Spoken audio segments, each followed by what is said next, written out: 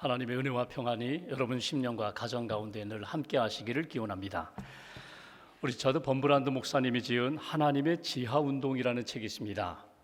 이 책은 루마니아가 공산화된 이후에 범브란드 목사님이 공산당에게 반대한다는 이유로 14년 동안 감옥에 갇혀 겪었던 일들을 모아놓은 책입니다. 감옥 안에서의 기도, 신앙, 그리고 간증, 그리고 그의 고백을 그 책에서 읽어볼 수가 있습니다. 공산당은 끊임없이 목사님을 회유하고 협박했습니다. 기독교를 버리고 공산주의, 공산당에 협조하라는 것입니다. 꿈쩍도 하지 않자 그 아내 사모님도 역시 감옥에 가두게 됩니다. 그리고 어린 아들은 미아로 만들어버렸습니다. 가정이 온통 힘든 시간을 보내는 그런 상황 가운데 목사님이 감옥 안에서 기도합니다. 기도하는 가운데 어느 날 하나님이 말씀을 주십니다. 내 형제들아, 너희가 여러 가지 시험을 당하거든 온전히 기쁘게 여기라. 야고보서 1장 2절의 말씀이 들렸습니다. 지금 기뻐할 수 있는 상황이 아닌데요, 온전히 기뻐할 수 없는데요, 그런데 하나님이 주신 말씀을 붙잡고 하나님 앞에 기도합니다. 기도하는 가운데 어느 날 그의 마음 가운데 기쁨이 샘솟듯 넘쳐나기 시작합니다. 벌떡 일어나서 감옥 안에서 목사님이 춤을 추십니다. 춤추는 모습을 보며 간수가 이야기합니다. 미쳤다. 이제 끝났다. 범브란트 인생은 끝났다. 그런데 목사님은 내면에 주신 하나님의 기쁨으로 그 감옥의 긴 시간, 어두운 시간을 잘 견디셨다는 것입니다. 사람들이 인생을 살다가 억울한 일을 당할 때가 있습니다. 오해를 받을 때가 있습니다. 고난을 겪을 때가 있습니다. 그때마다 그리운 것이 있습니다. 어떤 사람은 이야기, 어떤 사람은 말씀, 어떤 사람은 사람을 만나고 싶습니다. 그 사람을 만나 도움받고 싶은 것이 우리의 마음입니다. 정채봉 선생님, 동화작가, 그분은 억울한 일을 만나거나 고난을 겪으면 엄마가 보고 싶다는 이야기를 합니다. 사실 엄마는 아주 어렸을 때 어머니가 돌아가셨기 때문에 할머니 손에서 자랐습니다. 엄마 얼굴조차 기억나지 않습니다. 딱 이름 하나뿐입니다. 그런데 고난을 만나면 엄마가 보고 싶다, 엄마가 그립다는 이야기를 종종 합니다. 그가 쓴 엄마가 휴가 오신다면 이라는 시를 한번 들어보십시오. 하늘나라에 가 계시는 엄마가 하루 휴가를 얻어 오신다면 아니 단 5분, 그래 5분만 온데도 나는 원이 없겠다. 얼른 엄마 품속으로 들어가 엄마와 눈맞춤도 하고 젖가슴도 만지고 그리고 한 번만이라도 엄마 하고 소리내어 불러보고 숨겨놓은 세상사 중 딱 한 가지만 억울했던 그 일을 일러 바치고 엉엉 울겠다. 여러분, 엄마에 대한 그리움이 있습니다. 특별히 힘들고 어려울 때, 억울한 일을 당했을 때 엄마 한번 만나보고 싶다, 엄마의 말씀 듣고 싶다. 한 동화 작가의 고백만이 아니라 우리 인생이 그렇습니다. 여러분은 어떻습니까? 세상이 너무나 힘들고 속상하고 억울한 일을 만날 때 생각나는 사람이 있는데, 생각나는 추억과 이야기가 있는데, 믿음의 사람은 믿음을 지키다가 오해를 받고 고난을 받고 억울한 일을 당할 때 하나님의 말씀을 듣고 싶은데, 성령의 은혜를 받고 싶은데, 여러분 그 고난의 시간, 만나는 사람, 또 기억나는 사건, 하나님이 주시는 말씀 여러분 가운데 떠오르십니까? 여러분은 지금 어떤 고난을 겪고 있습니까? 여러분은 그 고난 중에 무엇을 하고 있습니까? 하나님의 사람을 기다리십니까? 하나님의 말씀을 기다리고 있습니까? 오늘 성경은 바울과 실라가 2차 전도 여행 중에 빌립보에서 겪었던 사건입니다. 한 사람이 귀신 들렸어요. 그 귀신 들린 사람을 고쳐주었더니 오히려 억울하게 감옥살이를 하는 거예요. 매도 맞고 감옥에 들어간 바울과 실라가 하나님을 찬양하고 기도하는 가운데 하나님이 열어주시고 풀어주시는 역사를 우리가 성경을 통해서 읽어볼 수가 있습니다. 고난 가운데 정말 힘든 어두운 시간을 보낼 때 바울은 어떻게 그 고난을 이겼을까? 오늘 말씀을 통하여 우리 각자에게 주시는, 우리 가정에게 주시는 하나님의 음성이 들려지는 은혜가 있기를 주의 이름으로 기원합니다. 본문 16절 말씀 제가 봉독합니다. 우리가 기다리는 곳에 가다가 점치는 귀신 들린 여종 하나를 만나니 점으로 그 주인들에게 큰 이익을 주는 자라. 빌립보 그 전도 여행 중에 기도하러 바울과 실라 믿음의 사람들이 기도하러 가는 중에 한 사람을 만나게 돼요. 한 여종을 만나게 됩니다. 귀신 들렸습니다. 귀신 들려서 귀신을 이용하여 점쳐줘요. 미래를 예측해줘요. 점을 치고 돈을 받아요. 근데 자기가 갖지 못하고 그 주인이 그 돈을 빼앗아 간다는 것입니다. 참 힘든 인생, 귀신에 눌려서 살아가는 이 여인. 그런데 17절에 보시면 그 귀신 들린 여종이 바울과 그 일행에 대하여 이렇게 외칩니다. 당신들은 하나님의 종입니다. 구원의 길을 전해주는 사람들입니다. 틀린 이야기 아니에요. 귀신의 도움을 받아서인지 당신들은 하나님이 보낸 사람들입니다. 당신들은 구원의 길을 전하는 사람들입니다. 맞는 이야기를 해요. 만날 때마다 그 이야기를 들으면서 바울이 너무나 힘들었다는 거예요. 여러분, 예수님이 귀신 들린 사람이 이런 이야기를 하죠. 당신은 하나님의 아들입니다. 구세주입니다. 그러면 예수님이 착하고 충성된 종아 복이 있다, 그러지 않으셨습니다. 귀신을 내쫓으시면서 그의 몸과 마음과 영혼을 회복시켜 주셨거든요. 사도 바울도 똑같아요. 오늘 귀신의 힘을 빌어서 점을 치고 오늘 바울 일행을 향하여 당신들은 하나님의 종입니다. 구원의 길을 전하는 사람들입니다. 이렇게 외치는 그 여종을 치유하고자 하는 모습을 우리가 성경에서 읽어볼 수가 있습니다. 18절 말씀 보실까요? 18절 함께 봉독합니다. 이같이 여러 날을 하는지라 바울이 심히 괴로워하여 돌이켜 그 귀신에게 이르되 예수 그리스도의 이름으로 내가 네게 명하노니 그에게서 나오라 하니 귀신이 즉시 나오니라. 아멘. 바울이 그 여종을 향하여 예수 그리스도의 이름으로 명하노니 귀신아 나오라, 귀신아 떠나라. 그러자 귀신으로 가득 차 있던 인생, 귀신으로 묶여있고 눌려있던 인생이 귀신이 떠나자 예수가 들어가고 복음이 들어가고 생명이 들어가니까 회복되었다. 이것이 오늘 주시는 메시지예요. 여러분, 여기에서 우리가 첫 번째로 얻을 수 있는 신앙적 교훈이 있습니다.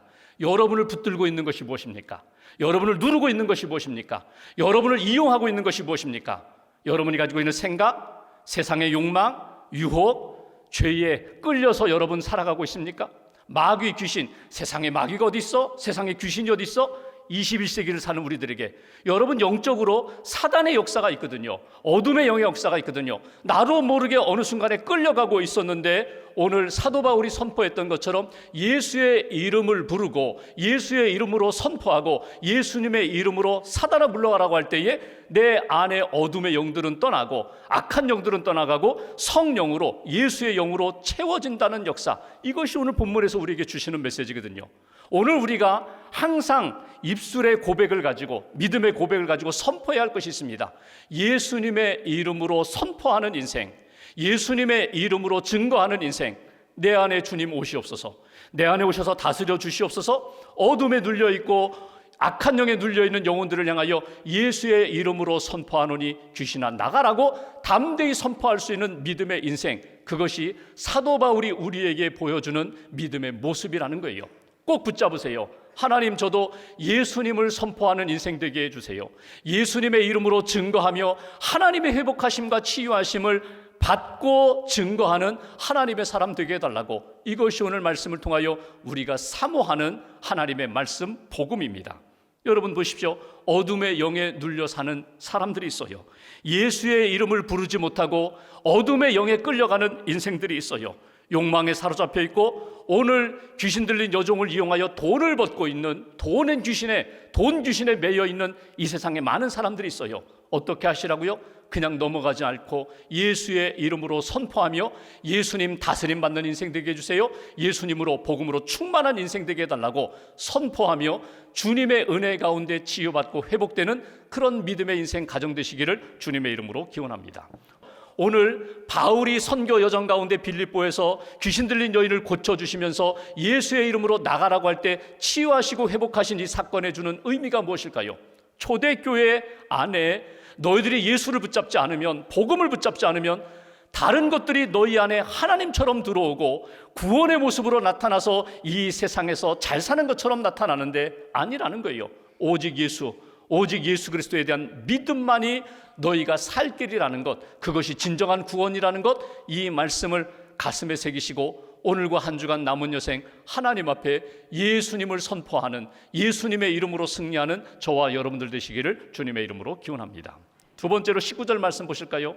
제가 봉독합니다. 여종의 주인들은 자기 수익의 소망이 끊어진 것을 보고 바울과 실라를 붙잡아 장터로 관리들에게 끌어갔다가, 오늘 귀신 들린 여종을 통하여 돈을 벌었는데 여종이 치유받으니까 더 이상 점을 칠 수가 없어요.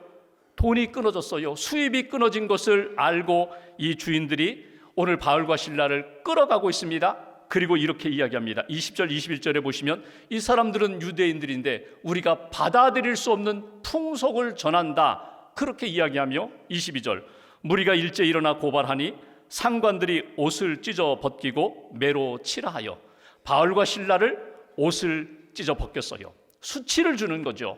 옷을 찢어 벗긴 그 상태에서 매로 쳤다는 거예요. 23절 보시면 많이 친 후 많이 때렸어요. 몇 대나 때렸을까? 몇 대나 맞았을까? 바울이 종종 이런 이야기를 하죠. 나는 선교 여정 가운데 40에 하나 감한 매를 5번 맞았다. 39대를 5번이나 맞았다는 거예요. 왜 40대를 때리지 못하고 39대를 때리는가 하면 사람이 매를 40대 이상 맞으면 죽어. 그러니까 죽으면 문제가 생기니까 39대까지만 때리는 거예요. 거의 죽을 지경까지, 피투성이 될 때까지 때리는 거예요. 아마도 빌립보에서 바울과 실라가 이렇게 매를 맞았을 거예요. 피투성이가 될 정도로 그렇게 매를 맞고, 24절 보십시오.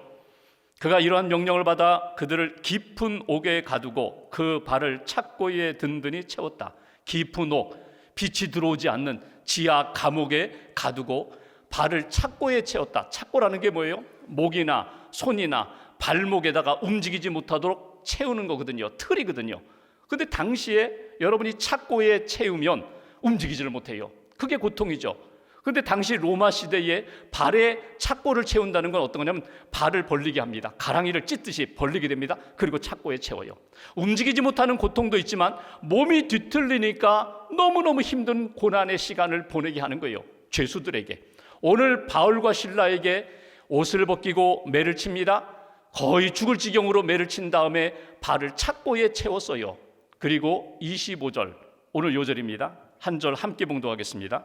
한밤중에 바울과 실라가 기도하고 하나님을 찬송하며 죄수들이 듣더라. 아멘. 여기 보시면 한밤중에, 아마 깊은 밤, 어두운 밤이었을 것입니다. 근데 이 한밤중이 의미하는 의미가 뭘까요? 절망의 때, 도저히 희망이 보이지 않는 때, 정말 모든 것을 포기할 수 없는 그때에 바울과 실라가 기도하기 시작했다는 거예요. 근데 저는 이 한밤중이라는 이 의미를 이렇게 한번 생각해 보고 싶어요. 지금 상황이 어떻다고요? 옷이 찢어져 거의 알몸으로 매를 맞았어요. 온몸이 피투성이가 됐어요. 그리고 발에는 착고가 채워졌어요. 거의 기절한 상황 가운데, 거의 쓰러져 있는 상황 가운데 정신이 나자 바울과 실라가 정신 차리고 깨어 기도하기 시작했다는 거예요. 오늘 여기 두 번째 우리에게 주시는 메시지가 있어요. 이렇게 수치를 당하고 이렇게 고통 가운데, 미래가 보이지 않는 어둠의 상황 가운데 바울과 실라는 무엇을 했다고요? 하나님 앞에 기도했다는 거예요. 하나님의 이름을 부르며 기도했다는 거예요. 내 모든 상황을 아시는 하나님, 나를 기억해 달라고, 붙들어 달라고, 흔들리지 않도록 하나님 은혜를 달라고. 여기 바울과 실라가 기도했던 이 상황, 한번 우리에게 주시는 메시지가 있습니다. 여러분 인생의 어두운 밤에, 한밤중에 모든 것을 잃어버리는 그 상황 가운데 정신 차리고 영적으로 깨어 하나님 앞에 해야 할 일, 기도를 해야 된다는 거예요. 부르짖어야 된다는 거예요. 하나님을 찾아야 된다는 거예요. 여러분, 억울하고 힘든 시간 가운데 우리가 할 수 있는 것은 주님을 바라보는 것입니다. 주님의 은혜를 구하는 것입니다. 하나님을 바라보고 하나님의 이름을 부르며 기도할 때 하나님이 우리의 기도를 들으시고 선한 역사로 응답하신다.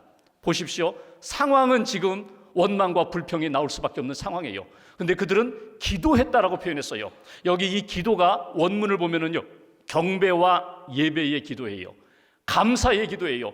원망의 기도가 아닙니다. 하나님 간구, 하나님 도와주세요, 건져주세요, 저 나쁜 놈들 벌해주세요, 이런 간청의 기도가 아니라 하나님만 높이는 기도를 드리면서 감사함으로 하나님을 찾고 구했던 바울과 실라의 모습을 우리가 만나게 됩니다. 여러분, 기도가 무엇입니까?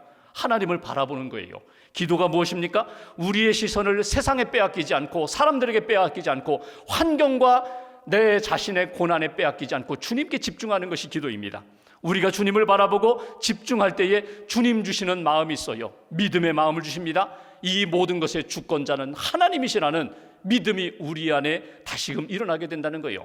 바울과 실라가 하나님 앞에 기도할 때에 내가 지금 빌립보에 와서 고난을 겪으면서 이렇게 감옥에 갇혀 있지만 이것도 주의 구원 역사의 한 길이라는 것을 그가 깨닫게 된다면, 하나님의 섭리와 뜻을 붙잡게 된다면 그 고난 가운데 감옥에서 주님 놓치지 않고 기도로 살아나는 사도 바울과 실라의 모습을 우리가 만나게 됩니다. 시편에 보면은 온통 기도의 시편, 찬양과 고백이 있죠. 시편 50편 15절에 보면은 환난 날에 나를 부르라, 내가 너를 건지리니 내가 나를 영화롭게 하리로다. 환난 날에, 고난의 때에, 한밤중에 그래도 정신 차리고 하나님이 내 마음 가운데 믿음을 주신다면 믿음을 가지고 하나님 앞에 환난 날에 부르짖어 기도하면 하나님이 회복시켜 주시며 영화롭게 하리라. 여러분, 지금 이 상황 가운데 보이지가 않아요. 길이 보이지 않아요. 미래가 보이지 않아요. 소망이 보이지 않아요. 여러분, 이때 주님을 주목하십시오. 주님을 바라보십시오. 주님 앞에 여러분의 마음과 여러분의 삶을 다 고백하십시오. 믿음을 붙잡으십시오. 하나님 앞에 맡기십시오. 그러면 합력하여 선을 이루시는 하나님, 모든 것의 주관자가 되시는 하나님, 나는 못해요, 나는 몰라요. 그런데 하나님이 내가 모르고 할 수 없는 그 일을 뛰어넘어서 하나님이 역사하신다는 것, 그 기대와 믿음을 가지고 하나님을 바라보고 기도의 자리로 나아가는 저와 여러분들 되시기를 주의 이름으로 기원합니다. 한 가지 25절 말씀 제가 다시 한번 보겠습니다. 한밤중에 바울과 실라가 기도하고 하나님을 찬송하며 죄수들이 듣더라. 하나님을 찬송했다. 여기 찬송이라는 이 단어가 찬양, 이 기도가 담긴 노래거든요. 보통 우리가 찬양, 찬송하면 두 가지가 있습니다. 하나는요, 복음성가, 가스펠송이 있어요. 또 하나는 찬송가, 힘, 영어로 힘이죠. 여러분, 두 가지는 성격이 조금 달라요. 복음성가, 가스펠송은요, 전도를 위하여 만든 노래예요. 교회를 떠난 사람, 믿음을 떠난 사람들에게 다시금 주님께 돌아오세요, 주님이 당신을 기다리십니다, 주님이 당신을 사랑하십니다, 주님의 은혜 가운데 돌아오라고 그렇게 만들어 부르는 노래예요. 그래서 복음성가는요, 어찌 보면 좀 유행가 같기도 해요. 조금 세상 유행과 비슷해요. 그러니까 믿음이 없는 사람들, 믿음이 떨어진 사람들, 낙심한 사람들이 그 복음성가를 들으면서 내가 돌아가야지, 주님이 나를 기다리시는데, 주님이 나를 사랑하시는데, 그러면서 복음을 듣고 찬양을 통하여, 복음성가를 통하여 주님께 돌아오도록 만든 것이 가스펠송, 복음성가입니다. 그런데 힘, 찬송가는 달라요. 찬송가는 상황이 아니라 어떤 상황에서든지 하나님께 집중하면서 하나님을 높이는 찬송입니다. 하나님께 경배하는 찬양입니다. 하나님의 영광을 높이는 찬송이 오늘 힘, 찬송가예요. 오늘 바울과 실라가 감옥에서 부른 찬송은 복음성가가 아니에요. 지금 불렀던 찬송은 전적으로 하나님을 경배하는, 하나님을 높이는 찬양이에요. 하나님께 자신의 삶을 드리는 찬양이에요. 이렇게 찬양을 올릴 때에 죄수들이 듣더라. 그러니까 찬양을 부르면서 보십시오. 바울과 실라가 기도합니다. 찬양합니다. 찬양합니다. 기도하면서 그의 영혼이 살아나요. 믿음이 살아나요. 하나님의 임재하심이 느껴져요. 동시에 주변에 있는 죄수들, 간수가 그 찬양을 들으면서 움직이기 시작했다. 여기서 우리에게 두 번째 주시는 메시지가 있어요. 여러분, 신앙생활은 기도생활입니다. 동시에 신앙생활은요, 하나님을 높이면서 하나님께 영광을 돌리는 찬양의 삶이 신앙생활이에요. 우리의 찬양 하나님이 기뻐하시는데, 오늘 바울과 실라처럼 어려운 여건 가운데 감옥에서 그들이 찬송을 불렀던 것처럼, 하나님, 저도 어떤 상황이든지 하나님을 찬송하는 인생 되게 해달라고, 하나님을 찬송하겠노라고, 하나님을 찬송하며 주님 주시는 은혜와 능력으로 살아가겠노라고, 이것이 우리에게 주시는 세 번째 메시지예요. 여러분, 찬송에 힘이 있어요. 찬송에 어떤 힘이 있는가? 올라가는 힘이 있어요. 업고잉 파워. 우리가 찬송을 부르면 우리가 영적으로 막 일어서게 됩니다. 우리가 찬송하며 기도하는 가운데 우리의 영혼이 살아나고 우리의 기도가 하나님께 올려지는 것을 내가 느낄 수 있어요. 주님께 더 가까이 갈 수 있어요. 찬송을 통하여. 또 하나 인고잉 파워, 내 안에 들어오는 힘이 있어요. 내면으로 채워지는 힘이 있어요. 찬송을 부르면서 약해졌던 믿음이 더 강해지게 되고요, 잃어버렸던 믿음과 희망, 기쁨이 내 안에 이렇게 채워집니다. 성령의 역사가 내 안에 채워지게 됩니다. 그래서 단단해져요. 찬양을 부르면서 내 믿음이 충실해지고 단단해져요. 아웃고잉 파워, 찬양을 부르면요 나가서 증거할 수 있어요. 찬양을 부르면서 힘을 얻고 사명을 끝까지 잘 감당할 수 있어요. 또 하나, 찬양을 부를 때 듣는 사람들이 감동을 받아요. 듣는 사람들이 찬양을 통하여 은혜를 받아요. 주님의 향기를 맡게 된다. 이것이 찬양의 힘이거든요. 오늘 바울과 실라를 보십시오. 감옥에서 찬양하며 주님께 올리는 그런 역사, 주님이 채워주시는 역사, 찬양을 부를 때 간수들이 듣는, 주변의 죄수들이 듣는 그런 은혜의 역사를 만나게 됩니다. 그리고 나서 우리가 다음 주일에 보겠지만 지진이 납니다. 옥토가 흔들립니다. 묶였던 착고가 풀립니다. 옥문이 열립니다. 풀어주세요. 열어주세요. 해결해 주세요. 그리고 나아가 보니까 간수가 옥문이 열린 것을 보고 자결하려고 하니까, 우리 여기 있다. 주 예수를 믿으라. 그리하면 너와 네 집이 구원함을 얻으리라. 그의 가정을 구원하는 역사로 하나님이 이루신 빌립보의 구원의 역사를 우리가 사도행전을 통하여 만나게 됩니다. 우리가 하나님 앞에 어떻게 찬양해야 될까? 무엇을 찬양해야 될까? 오늘 바울은 무슨 찬양을 했을까? 성경에는 기록되어 있지 않지만 여러분, 경건한 유대인들, 예수 믿었던 초대교회 성도들은 하나님을 찬양하고 예수님을 찬양할 때 시편의 말씀을 가지고 찬양을 했어요. 시편이 모두가 다 하나님을 찬양하는 내용이거든요. 경배하는 내용이며 기도거든요. 시편 23편에 보면은 다윗은 이렇게 고백합니다. 여호와는 나의 목자시니 내게 부족함이 없다. 하나님이 목자가 되셔서 내 인생 부족함이 없다. 4절에 보면 내가 사망의 음침한 골짜기로 지날 때에도 내가 두려워하지 않을 것은 주께서 나와 함께 하신다. 이 믿음의 고백, 하나님 앞에 모든 것을 맡기며 찬양하며 기도할 때에 그 영혼이 살아났던 것처럼, 다윗이 살아나고 찬양을 통하여 바울이 살아났던 것처럼 여러분의 삶의 자리에 깨어 기도하고 하나님 앞에 찬양으로 나아갈 때 힘을 주시는 능력을 체험하게 된다는 거예요. 감리교를 시작한 존 웨슬리 목사님, 그의 동생 찰스 웨슬리 목사님은요, 복음의 능력을 체험한 분들이에요.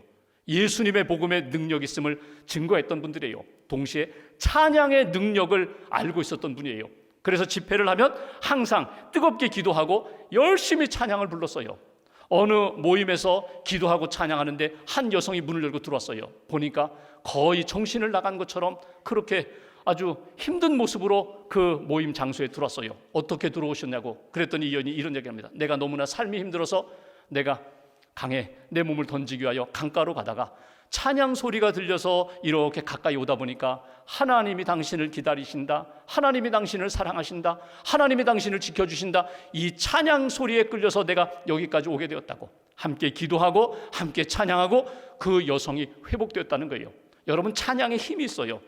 즐거울 때나 찬양하지 뭐, 기쁠 때나 찬양하지 뭐. 아니에요. 여러분, 가장 힘들고 어려울 때 한밤중에 바울과 실라가 기도하며 찬양하며 하나님의 은혜를 받았던 것처럼 그런 은혜 가운데, 그런 찬양의 능력 가운데 하나님 앞에서 살아가시기를 주의 이름으로 기원합니다. 서두에 말씀드렸던 리차드 범브란트 목사님이 14년 만에 감옥에서 나왔어요. 감옥에서 나오는 그날 새벽에 그는 이런 고백을 합니다. 14년이라는 시간이 내게는 길지 않았습니다. 아주 짧았습니다. 한순간으로 지나갔습니다. 비결이 있다면 하나님이 내게 기쁨을 주셨기 때문에, 하나님이 내게 은혜를 주셨기 때문에, 그 기쁨과 은혜가 있었기에 어두운 감옥도 감옥이 되지 못했습니다. 여러분, 동일한 내용입니다. 우리도 마찬가지예요. 어떤 상황이든지 우리가 찬송 부른 것처럼 내 영혼이 은총 입어 중한 죄짐 벗고 보니 슬픔 많은 이 세상도 천국으로 화하도다. 들판이나 감옥이나 가정이나 일터나 어떤 삶의 여정 가운데 주님이 함께 하시는 그곳이 하나님 나라, 하나님이 다스리시는 나라라고, 그곳이 기쁨과 평안이 넘치는 그런 하나님의 나라라고, 여러분 어떤 상황에 있든지 주님을 찬양하고 주님께 기도하고 선포하면서 믿음으로 고백하면서 살아계신 하나님의 손에 붙들림 받는 그런 인생, 그런 가정 되시기를 주님의 이름으로 기원합니다.